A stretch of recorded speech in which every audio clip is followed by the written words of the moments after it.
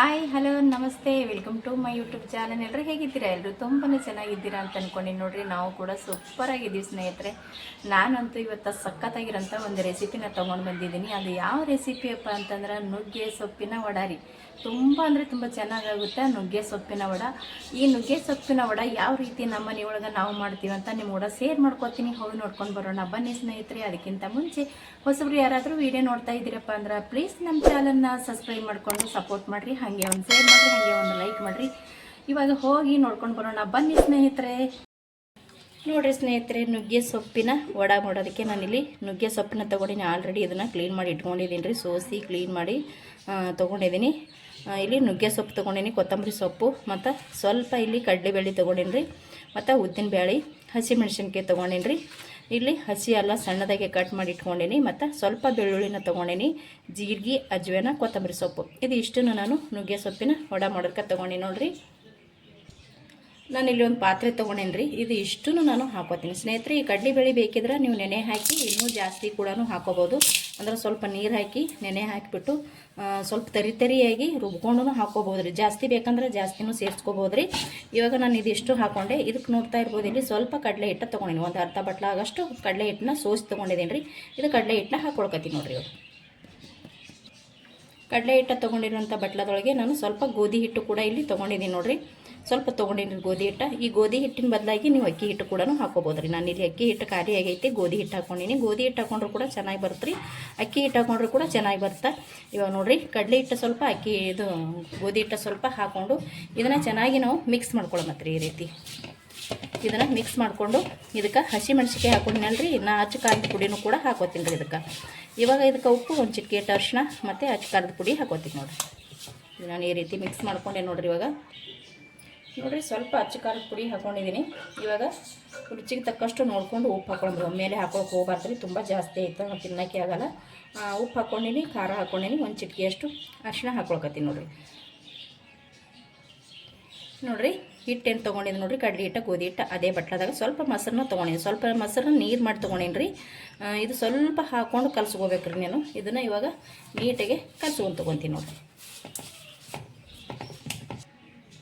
ನೋಡಿರಿ, ಎಷ್ಟು ಕಲಿಸ್ಕೊಂಡೆ. ನನಗೆ ಇನ್ನೂ ಸ್ವಲ್ಪ ಮೊಸರು ಬೇಕಾಯ್ತು, ನಾನು ಮೊಸರು ಹಾಕ್ಕೊಂಡೆ ಸ್ನೇಹಿತರೆ. ನೀವು ಮೊಸರು ಹಾಕ್ಕೊಂಡಾದ್ರೂ ಕಲಿಸ್ಕೋಬೋದು, ಅಥವಾ ನೀರಾದ್ರೂ ಹಾಕ್ಕೊಂಡು ಕಲಿಸ್ಕೋಬೋದು ರೀ. ಮೊಸರೇ ಹಾಕೋಬೇಕಂತೇನಿಲ್ಲ, ಹಾಗೇನಿಲ್ಲ ರೀ. ನಾನು ಇಲ್ಲಿ ಮೊಸರು ಹಾಕ್ಕೊಂಡು ಕಲಿಸ್ಕೊಳ್ತಾ ಇದ್ದೀನಿ. ಟೇಸ್ಟ್ ಕೂಡ ಸ್ವಲ್ಪ ಚೆನ್ನಾಗಿರುತ್ತೆ ಅಂತ. ನಿಮಗೆ ಮೊಸರು ಇಷ್ಟ ಇಲ್ಲ ಅಂದ್ರೆ ನೀವು ಮಾಮೂಲಿ ನೀರು ಹಾಕೋತೇಳಿ ನೀರು ಹಾಕ್ಕೊಂಡು ಕೂಡ ಕಲಿಸ್ಕೋಬೋದು ರೀ. ಹ್ಯಾಂಗೂ ಬರುತ್ತೆ ರೀ, ಹ್ಯಾಂಗೂ ಬರುತ್ತೆ ರೀ. ಇವಾಗ ನೋಡಿರಿ, ಇಲ್ಲಿ ತುಂಬ ನಾವು ನೀರು ಮಾಡ್ಕೊಳಕ್ಕಿಲ್ಲ ರೀ. ಇದನ್ನು ನಾನು ಇವಾಗ ಯಾವ ರೀತಿ ಕಲಿಸ್ತೀನಿ ಅಂತ ತೋರಿಸ್ತೀನಿ ನೋಡಿರಿ. ಇವಾಗ ನೋಡಿರಿ, ಈ ರೀತಿ ನಾನು ಕಲಿಸ್ಕೊಂಡು ತೊಗೊಂಡು ನೋಡಿರಿ. ಇಷ್ಟ ಆದರೂ ಸಾಕ್ರಿ ಸ್ನೇಹಿತರೆ. ಇನ್ನೊಂದು ಏನಪ್ಪ ಅಂದರೆ, ಇದಕ್ಕೆ ನಾನು ಸೋಡಾ ಪುಡಿ ಹಾಕ್ಕೊಂಡಿಲ್ಲ ರೀ. ಸೋಡಾ ಪುಡಿ ಹಾಕೊಳ್ಳೋ ಅಗತ್ಯನೇ ಇಲ್ಲ. ಮತ್ತು ತೊಗೊಂಡಿರುವಂಥ ಮೊಸರಲ್ಲಿ ಇನ್ನೂ ಇಷ್ಟು ಮೊಸರು ಮಿಕ್ಕಿತ್ತು ನೋಡಿರಿ, ಸಾಕ್ರಿ ನಮಗೆ. ಇದೇ ರೀತಿ ನಾವು ಹಿಟ್ಟನ್ನ, ಇದು ನುಗ್ಗೆ ಸೊಪ್ಪನ್ನ ರೆಡಿ ಮಾಡ್ಕೋಬೇಕು ನೋಡಿರಿ.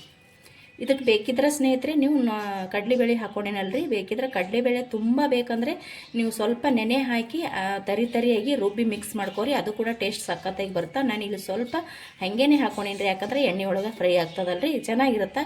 ತಿಂತಾ ಇರಬೇಕಾದ್ರೆ ಅವಾಗವಾಗ ಬಾಯಲ್ಲಿ ಸಿಗ್ತಾ ಇರುತ್ತೆ ಅಂತೇಳಿ ನಾನು ಹಾಗೇನೆ ಹಾಕ್ಕೊಂಡೇನಿ. ಕಡಲೆಬೇಳೆ ಇಷ್ಟ ಇರೋರು ಸ್ವಲ್ಪ ನೆನೆ ಹಾಕಿ ಸ್ವಲ್ಪ ತರಿಯಾಗಾರ್ದು ಜಾಸ್ತಿ ಕೂಡ ಹಾಕೋಬೋದು ರೀ. ಇಲ್ಲಿ ನಾನು ಜಾಸ್ತಿ ಹಾಕಲಿಲ್ಲ, ಸ್ವಲ್ಪ ಹಾಕ್ಕೊಂಡೀನಿ. ಯಾಕಪ್ಪ ಅಂದ್ರೆ ನಾನಿಲ್ಲಿ ಸ್ವಲ್ಪ ಮಾಡಕತ್ತೀನಿ ರೀ. ನುಗ್ಗೆ ಸೊಪ್ಪು ಸ್ವಲ್ಪ ಇತ್ತು, ಹಾಗಾಗಿ ನಾನು ಇಲ್ಲಿ ಎಷ್ಟು ಬೇಕು ಅಷ್ಟೇ ಸ್ವಲ್ಪನ ಮಾಡ್ಕೊಂಡಿನಿ. ಜಾಸ್ತಿ ಮಾಡ್ಕೊಳ್ಬೇಕಪ್ಪ ಅಂದ್ರೆ ಜಾಸ್ತಿ ಹಾಕೊಳ್ಳೋದ್ರಿ. ಈಗ ನೋಡಿರಿ, ಇದು ರೆಡಿ ಐತಿ. ಇವಾಗ ಈ ರೀತಿ ಕಲಿಸ್ಕೋಬೇಕು ನೋಡಿರಿ. ಈ ರೀತಿ ಹದ ಇರಬೇಕು ರೀ ಇದ್ರದ್ದು. ಇವಾಗ ನೋಡ್ತಾ ಇರ್ಬೋದು, ಇಲ್ಲಿ ನೋಡ್ತಾ ಇರ್ಬೋದು, ಈ ರೀತಿ ನಮಗೆ ಹದ ಬೇಕು ನೋಡಿರಿ ಸ್ನೇಹಿತರೆ. ಇದು ರೆಡಿ ಆಯಿತು ನೋಡಿರಿ. ನಾನು ಇಷ್ಟಿಷ್ಟು ತೊಗೊಂಡಿದ್ದೀನಿ. ಇವಾಗ ಈ ರೀತಿ ನಾವು ಮಾಡ್ಕೊಂಡು ಈಗ ಇಷ್ಟೇ ಮಾಡ್ಕೊಂಡು ಸಾಕು. ನಮಗೆ ಯಾವ ರೀತಿ ಬೇಕು ಆ ರೀತಿ ನೀವು ಗೋಲ್ಕಾದ್ರೂ ಮಾಡ್ಕೋಬೋದು. ಒಂಥರ ನಾನಿಲ್ಲಿ ವಡ ಥರ ಮಾಡ್ತಾಯಿದ್ದೀನಲ್ರಿ, ಹಾಗಾಗಿ ನಾನು ಇಲ್ಲಿ ಈ ರೀತಿ ಮಾಡ್ಕೊಳ್ಕತ್ತೀನಿ. ನೀವು ರೌಂಡ್ ಕೂಡ ಮಾಡಿಕೊಂಡು ಇದನ್ನು ರೆಡಿ ಮಾಡ್ಕೋಬೋದು. ಇಲ್ಲಿ ನಾನು ನುಗ್ಗೆ ಸೊಪ್ಪಿನ ವಡ ಮಾಡಕತ್ತೀನಿ, ಹಾಗಾಗಿ ನಾನಿಲ್ಲಿ ವಡ ಥರ ಮಾಡಕತ್ತೀನಿ ನೋಡಿ. ಈ ರೀತಿ ಮಾಡ್ಕೊಳ್ಕತ್ತೀನಿ. ನಿಮಗೆ ಯಾವ ರೀತಿ ಇಷ್ಟ ಇರುತ್ತೆ ಆ ರೀತಿ ನೀವು ಕೂಡ ಮಾಡ್ಬೋದು. ಗೋಲಾದ್ರೂ ಮಾಡ್ಕೋಬೋದು, ಹಾಗೇನೆ ಅದ್ರ ಬಜ್ಜಿ ಥರನೂ ಕೂಡ ಸ್ವಲ್ಪ ನೀರು ಮಾಡಿಕೊಂಡು ಬಜ್ಜಿ ಥರನೂ ಕೂಡ ಕರೆದು ತೊಗೋಬೋದು. ಇವಾಗ ನೋಡ್ತಾ ಇರ್ಬೋದು, ಇಲ್ಲಿ ಈ ರೀತಿ ನಾನು ಮಾಡ್ಕೊಳ್ಕತ್ತೀನಿ ನೋಡಿರಿ. ನೋಡಿರಿ, ನಾನು ಈ ರೀತಿ ನುಗ್ಗೆ ಸೊಪ್ಪಿನ ವಡನ ರೆಡಿ ಮಾಡಿ ಇಟ್ಕೊಂಡಿದ್ದೀನಿ. ಇವಾಗ ಇದನ್ನು ಸ್ವಲ್ಪ ಎಣ್ಣೆ ಹಾಕಿ ಕರೆದು ತೊಗೊಳ್ಳೋ ಮಾತ್ರ. ನೋಡಿರಿ, ಇಲ್ಲಿ ನಾನು ಗ್ಯಾಸ್ ಹಚ್ಚಿ ಒಂದು ಪಾತ್ರೆ ಇಟ್ಕೊಂಡು ಅದಕ್ಕೆ ಸ್ವಲ್ಪ ಎಣ್ಣೆ ಹಾಕ್ಕೊಂಡಿದ್ದೀನಿ ರೀ.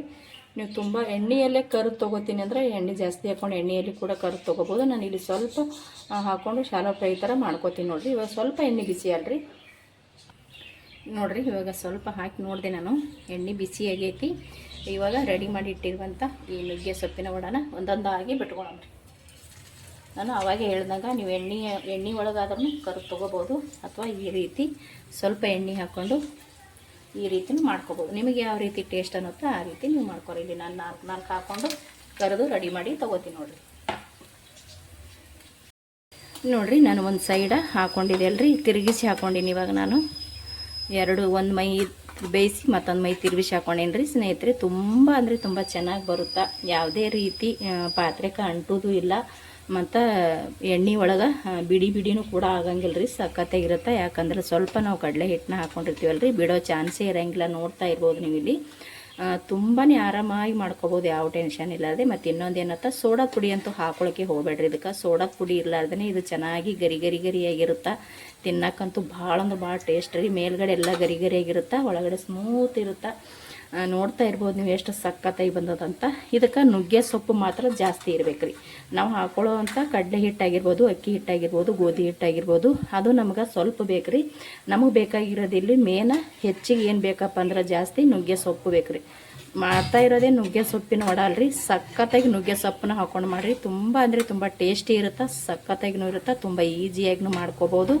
ಪಾತ್ರೆಕ್ಕಂತೂ ಅಂಟೋ ಚಾನ್ಸೇ ಇರಲ್ಲ. ನೋಡ್ತಾ ಇರ್ಬೋದು ನೀವು ಇಲ್ಲಿ ಈ ರೀತಿ ಆರಾಮಾಗಿ ರೆಡಿ ಮಾಡ್ಕೋಬೋದು. ಇದೇ ರೀತಿ ಬೇಕಂದ್ರೆ ಹಿಂಗೂ ಮಾಡ್ಕೋರಿ ಸ್ನೇಹಿತರೆ. ಒಲ್ಲಪ್ಪ ಅಂದ್ರೆ ನೀವು ಎಣ್ಣೆಯಲ್ಲಿ ಕೂಡ ಕರಿದು ತೊಗೋಬೋದು ನೋಡಿರಿ. ಇದನ್ನು ನಾನು ಇವಾಗ ಕರಿತೀನಿ ನೋಡಿರಿ. ನಾನು ಮುಂಚೆನೇ ಮಾಡಿರುವಂಥ ನುಗ್ಗೆ ಸೊಪ್ಪಿನ ವಡಾನು ತಕ್ಕೊಂಡ್ಬಿಟ್ಟೆ ನಾನು. ಇದನ್ನು ನೋಡ್ತಾ ಇರ್ಬೋದು ಇಲ್ಲಿ ಸಖತ್ತಾಗಿ ಕಲರ್ ಬಂದದ್ರಿ. ಟೇಸ್ಟ್ ಅಂತೂ ಅದ್ಭುತವಾಗಿ. ನಾನು ಅವಾಗೇ ಹೇಳ್ದೆ ಸ್ನೇಹಿತರೆ, ಗರಿಯಾಗುತ್ತಾ, ಮತ್ತು ಜಾಸ್ತಿ ಎಣ್ಣೆ ಕೂಡ ಹಿರಂಗಿಲ್ಲ ರೀ. ಇದನ್ನು ಯಾಕಪ್ಪ ಅಂತಂದ್ರೆ ನಾವು ಇದಕ್ಕೆ ಸೋಡಾ ಪುಡಿ ಹಾಕಿಲ್ಲಲ್ರಿ. ನೋಡ್ತಾ ಇರ್ಬೋದು ಕಲರ್ ಅಂತೂ ಅದ್ಭುತವಾಗಿ ಬಂದದ್ರಿ. ತುಂಬ ಸಿಂಪಲ್ಲಾಗಿ ಟೇಸ್ಟಿಯಾಗಿ ಮಾಡ್ಕೋಬೋದು. ಇವಾಗ ಇಲ್ಲಿ ನಾನು ಮತ್ತೊಂದು ಟ್ರಿಪ್ ಹಾಕ್ಕೊಂಡಿನಿ ರೀ. ಇದು ಇವಾಗ ತಿರುಗಿಸಿ ಹಾಕೋತೀನಿ ನೋಡಿರಿ. ನಾನು ಇವಾಗ ತಿರುಗಿ ಹಾಕ್ಕೊಂಡೆ, ಚೆನ್ನಾಗಿ ಸಖತ್ತಾಗಿ ಕೆಂಪು ಕಲರ್ದಾಗ ರೆಡಿ ಆಗ್ಯಾವ ನೋಡಿರಿ ಸ್ನೇಹಿತರೆ. ತುಂಬ ಬೇಗ ರೆಡಿ ಆಗ್ತಾವ್ರಿ. ಜಾಸ್ತಿ ಇದನ್ನು ಬೇಯಿಸ್ಕೋಬೇಕತ್ತಿಲ್ರಿ. ಒಂದು ಸೈಡ್ ಹಾಕಿದ ತಕ್ಷಣವೇ ಹೊಳ್ಳಿ ನಾವು ರಿಟರ್ನ್ ತಿರುಗಿಸ್ಬೇಕು. ಸಖತ್ತಾಗಿ ರೆಡಿ ಆಗುತ್ತಾ, ತಿನ್ನೋಕ್ಕೂ ತುಂಬ ಟೇಸ್ಟಿಯಾಗಿರುತ್ತೆ, ಮತ್ತು ನೋಡೋಕ್ಕೂ ಕೂಡ ಚೆನ್ನಾಗಿರುತ್ತೆ ಸ್ನೇಹಿತರೆ. ನೀವು ಇದು ಮಾಡಬೇಕಾದ್ರೆ ನಿಮಗೆ ಯಾವ್ಯಾವ ರೀತಿ ತರಕಾರಿ ಇಷ್ಟ ಇರುತ್ತೋ ಆ ರೀತಿ ತರಕಾರಿ ನೀವು ಕೂಡ ಸೇರಿಸ್ಕೋಬೋದು ರೀ. ಕ್ಯಾರೆಟ್ ಆಗಿರ್ಬೋದು, ಅಥವಾ ಸೌತೆಕಾಯಿ ಆಗಿರ್ಬೋದು, ಮತ್ತು ಯಾವ ತರಕಾರಿನೂ ಸೇರಿಸ್ಕೋಬೋದು, ಅಥವಾ ಸೊಪ್ಪು ಕೂಡ ಸೇರಿಸ್ಕೋಬೋದು ನೋಡಿರಿ. ನಾವು ಎಷ್ಟು ಇದಕ್ಕೆ ತರಕಾರಿ ಸೇರಿಸ್ಕೋತೀವಿ ಅಷ್ಟು ಚೆನ್ನಾಗಿ ಬರುತ್ತೆ. ಆದ್ರೆ ಕಡಲೆ ಹಿಟ್ಟಾಗಿರ್ಬೋದು, ಅಕ್ಕಿ ಹಿಟ್ಟಾಗಿರ್ಬೋದು, ಗೋಧಿ ಹಿಟ್ಟಾಗಿರ್ಬೋದು, ಅದಕ್ಕೆ ಕಡಿಮೆನೇ ಹಾಕೋಬೇಕ್ರಿ. ಸ್ವಲ್ಪ ಹಾಕೋಬೇಕ್ರಿ, ಜಾಸ್ತಿ ಹಾಕೋಬಾರ್ದು. ನಮಗೆ ಜಾಸ್ತಿ ಬೇಕಾಗಿರೋದು ಇಲ್ಲಿ ನುಗ್ಗೆ ಸೊಪ್ಪು. ತರಕಾರಿ ಹಾಕ್ಕೊಂಡೇವಪ್ಪ ಅಂದ್ರೆ ತರಕಾರಿ ಅಷ್ಟೇ ಹಾಕ್ಕೋಬೇಕು, ಸ್ವಲ್ಪ ಹಾಕ್ಕೋಬೇಕು. ನುಗ್ಗೆ ಸೊಪ್ಪನ್ನ ಮಾತ್ರ ಜಾಸ್ತಿ ಇಟ್ಕೋಬೇಕ್ರಿ. ಆವಾಗಲೇ ಟೇಸ್ಟ್ ಮಾತ್ರ ನಮಗೆ ಸಖತ್ತಾಗಿ ಬರುತ್ತೆ ಸ್ನೇಹಿತರೆ. ಇದು ಕೂಡ ಇವಾಗ ರೆಡಿ ಆಯಿತು. ನಾನು ಇದನ್ನು ಕೂಡ ತಗೊಂಡ್ಬಿಡ್ತೀನಿ ನೋಡಿರಿ ಸ್ನೇಹಿತರೆ. ರೆಡಿ ಆದ ನೋಡಿರಿ ನಾವು ಮಾಡಿರುವಂಥ ನುಗ್ಗೆ ಸೊಪ್ಪಿನ ವಡ. ಸಖತ್ತಾಗಿ ಬಂದತ್ತ, ಟೇಸ್ಟಿಯಾಗಿರುತ್ತೆ, ಮತ್ತು ಹಾಗೆ ಗರಿಯಾಗೂ ಕೂಡ ಇರುತ್ತೆ ರೀ. ತುಂಬ ಅಂದರೆ ತುಂಬ ಚೆನ್ನಾಗಿರುತ್ತೆ. ನೋಡ್ತಾ ಇರ್ಬೋದು ನೀವು ಇಲ್ಲಿ, ತಿನ್ನೋಕ್ಕೂ ಅಂತೂ ಸಖತ್ತಾಗಿರುತ್ತೆ. ಒಂದು ಸಲ ಖಂಡಿತ ನೀವು ಕೂಡ ಟ್ರೈ ಮಾಡಿರಿ. ಅದ್ಭುತ ಟೇಸ್ಟ್ ಅಂತ ಹೇಳೋಕ್ಕೆ ಇಷ್ಟಪಡ್ತೀನಿ. ಯಾಕಂದ್ರೆ ನುಗ್ಗೆ ಸೊಪ್ಪಿಂದು ತುಂಬ ಅಂದರೆ ತುಂಬ ಚೆನ್ನಾಗಿರುತ್ತೆ. ಎಲ್ಲ ಥರ ವಡನೂ ಮಾಡಿ ತಿಂತಾ ಇರ್ತೀವಿ. ಉದ್ದಿನ ಬೇಳೆದಾಗಿರ್ಬೋದು, ತರಕಾರಿ, ರವೆದು, ಅಕ್ಕಿ ಹಿಟ್ಟಿಂದ ಎಲ್ಲ ಥರನೂ ವಡೆನ ಮಾಡಿ ತಿಂದಿರ್ತೀವಿ ಸ್ನೇಹಿತರೆ. ಒಂದು ಸಲ ನೀವು ಈ ನುಗ್ಗೆ ಸೊಪ್ಪಿನ ವಡನ ಮಾಡಿ ನೋಡಿರಿ. ತುಂಬ ಅಂದರೆ ತುಂಬ ಟೇಸ್ಟು, ಆರೋಗ್ಯಕ್ಕೂ ತುಂಬ ಒಳ್ಳೇದಂತ ಹೇಳ್ತೀನಿ. ಬೇಕಿದ್ರೆ ನೀವು ಎಣ್ಣೆಯಲ್ಲಿ ಕೂಡ ಕರಿದು ತೊಗೋಬೋದು. ಬಜ್ಜಿ ನಾವು ಯಾವ ರೀತಿ ಮಾಡ್ತೇವೆ ನೋಡಿರಿ, ಸ್ವಲ್ಪ ಹಿಟ್ಟನ್ನು ತಿಳಿಯಾಗಿ ಮಾಡಿಕೊಂಡು ಆ ರೀತಿಯೂ ನೀವು ಕರಿದು ತೊಗೋಬೋದು. ಬೇಡ ಅಂದರೆ ಈ ರೀತಿಯೂ ಕರಿದು ತೊಗೋಬೋದು. ಇಲ್ಲಿ ನಾನು ವಡ ಮಾಡ್ತೀನಿ ಅಂತ ಹೇಳಿದ್ದೀನಲ್ರಿ, ಹಾಗಾಗಿ ನಾನು ವಡ ಆಕಾರಾಗಿ ನಾನು ಇಲ್ಲಿ ಮಾಡ್ಕೊಂಡಿದ್ದೀನಿ. ನಿಮಗೆ ಯಾವ ರೀತಿ ಇಷ್ಟ ಇರುತ್ತಾ ಆ ರೀತಿ ನೀವು ಮಾಡ್ಕೋಬೋದು ನೋಡ್ರಿ ಸ್ನೇಹಿತರೆ. ಇದು ತುಂಬಾ ಕ್ರಿಸ್ಪಿಯಾಗಿದೆ, ಮತ್ತು ಒಳಗಡೆ ಅಂತೂ ಸ್ಮೂತಾಗಿದೆ. ಇಲ್ಲಿ ನೋಡ್ತಾ ಇರ್ಬೋದು, ನಾನು ಕಟ್ ಮಾಡಿ ಕೂಡ ತೋರಿಸ್ತೀನಿ ನಿಮ್ಗೆ ನೋಡಿರಿ. ಸಖತ್ತಾಗಿದೆ ನೋಡಿ ಸ್ನೇಹಿತರೆ. ಇದರ ಒಳಗಡೆ ಜಾಸ್ತಿ ಹಿಟ್ಟು ಕೂಡ ಇಲ್ಲ. ನಿಮಗೆ ಬೇಕಿದ್ರೆ ನೀವು ಜಾಸ್ತಿ ಹಿಟ್ಟನ್ನು ಹಾಕ್ಕೊಂಡು ಜಾಸ್ತಿ ನುಗ್ಗೆ ಸೊಪ್ಪನ್ನ ಹಾಕ್ಕೊಳ್ಳಿ. ತುಂಬ ಅಂದರೆ ತುಂಬ ಟೇಸ್ಟಿಯಾಗಿರುತ್ತೆ, ಸಖತ್ತಾಗಿ ಬರುತ್ತೆ. ವಾವ್, ಟೇಸ್ಟ್ ಅಂತೂ ಸಖತ್ತಾಗಿರುತ್ತೆ ಸ್ನೇಹಿತರೆ. ಖಂಡಿತ ಒಂದ್ಸಲ ಟ್ರೈ ಮಾಡಿರಿ.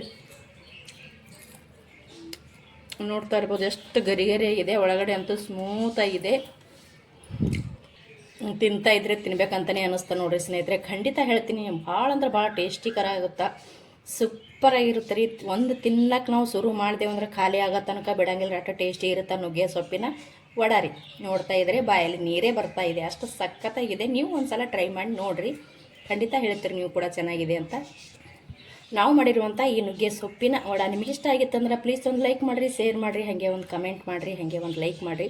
ಹೊಸಬ್ರು ವಿಡಿಯೋ ನೋಡ್ತಾ ಇದ್ದೀರಪ್ಪ ಅಂದ್ರೆ ಪ್ಲೀಸ್ ನಮ್ಮ ಚಾನಲ್ನ ಸಬ್ಸ್ಕ್ರೈಬ್ ಮಾಡಿಕೊಂಡು ಸಪೋರ್ಟ್ ಮಾಡಿರಿ ಸ್ನೇಹಿತರೆ. ಹಾಗೆ ಒಂದು ಲೈಕ್ ಮಾಡಿರಿ, ಹಾಗೆ ಒಂದು ಶೇರ್ ಮಾಡಿರಿ. ಹೆಂಗಿತ್ತಂತ ಖಂಡಿತ ಕಮೆಂಟ್ ಮಾಡಿರಿ. ಮತ್ತೆ ಒಂದು ಹೊಸ ರೆಸಿಪಿ ಒಂದಿಗೆ ಸಿಗ್ತೀನಿ ರೀ. ಅಲ್ಲಿ ತನಕ ಮತ್ತೊಮ್ಮೆ ಎಲ್ಲರಿಗೂ ನಮಸ್ಕಾರ.